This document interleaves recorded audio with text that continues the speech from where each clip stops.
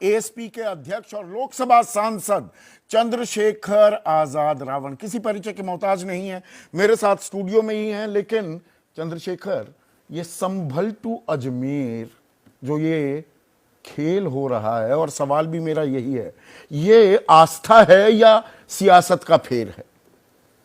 देखिए, मैं तो चौधरी साहब बचपन से ये सुनता हूं कि जो लोग ईश्वर में आस्था रखते हैं वो कहते हैं ईश्वर कण कण में, उनको कहीं ढूंढने की जरूरत नहीं। और हमारे हम सतगुरु रविदास जी महाराज को मानते हैं।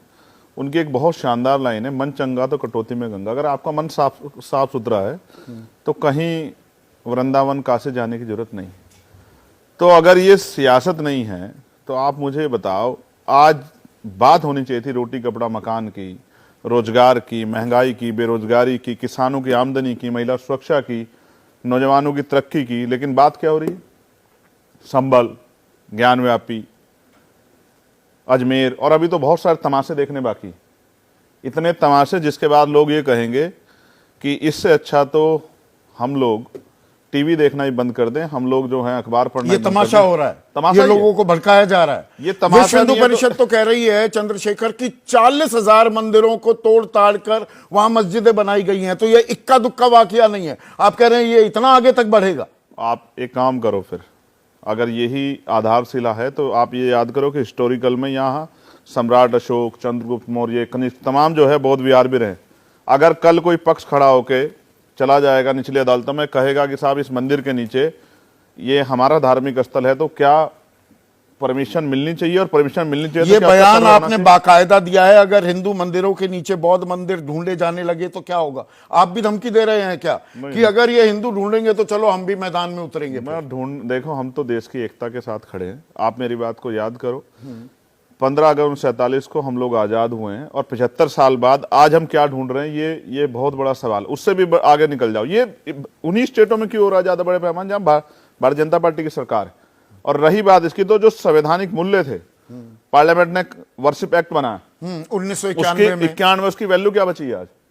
वो एक्ट ऐसे नहीं कि हवा में बन गया था। पार्लियामेंट का कोई एक्ट जो हवा में नहीं बनता। उसमें सीधा सीधा लिखा हुआ है, दर्शकों को हमने पहले भी बताया है कि 15 अगस्त 1947 को जिस भी स्वरूप में कोई धार्मिक स्थल था उसके साथ कोई बदलाव नहीं हो सकता। बाबरी मस्जिद सिर्फ एक अपवाद था। लेकिन डीवाई चंद्रचूड़, 3 जजों की एक बेंच ने कहा कि अगर उसकी हकीकत पता लगानी है तो 1991 का कानून आड़े नहीं आता। दरअसल सुप्रीम कोर्ट ने ही रायता फैला दिया क्या? तो अब आप ये समझिए ना कि अब मैं आपके सामने यही बात रख रहा हूं, क्या ये अधिकार सिर्फ एक धर्म के लोगों को या सब लोगों को है?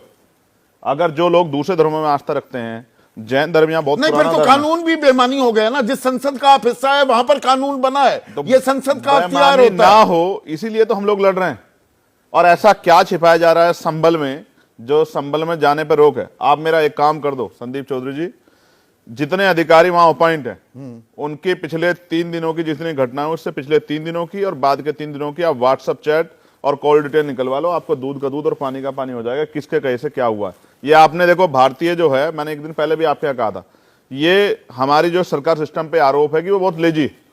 आज अगर कागज दोगे तो 6 महीने बाद आएगा वो। लेकिन आज क्या है, एक ही दिन में 19 तारीख को जो है पिटीशन फाइल होती है, उसी दिन जो है सिंगल पार्टी ऑर्डर हो जाता है, उस दिन सर्वे ऑर्डर। हाँ, और सर्वे दूसरे पक्ष को सुना ही नहीं जाता, सर्वे टीम हो जाती है। चलिए, अभी अजमेर शरीफ में हुआ, इनको भी एक्स पार्टी ऑर्डर कर देना चाहिए था।